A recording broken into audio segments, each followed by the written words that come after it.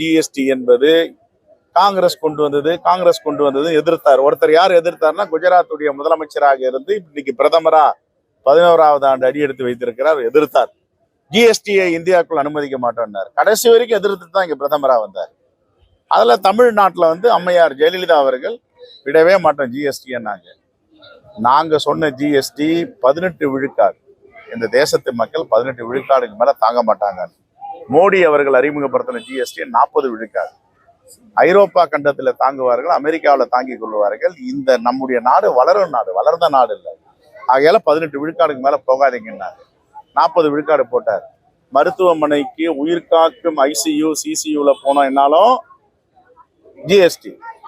மாற்றுத்திறனாளிகளுக்கு உபகரணங்கள் வாங்கினாலும் அதுக்கு ஜிஎஸ்டி. பெண்களுக்கு தேவையான பொருட்களை வாங்க வேண்டும் என்றாலும் அதுக்கு ஜிஎஸ்டி. எல்லாத்துக்கும் போட்டார்.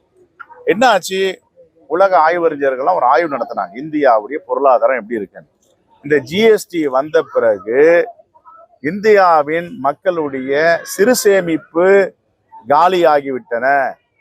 அதற்கு கூடுதலாக இப்பொழுது கடன் சுமையை சுமந்து கொண்டிருக்கிறார்கள் இந்திய மக்கள்னு ஆய்வறிக்கை.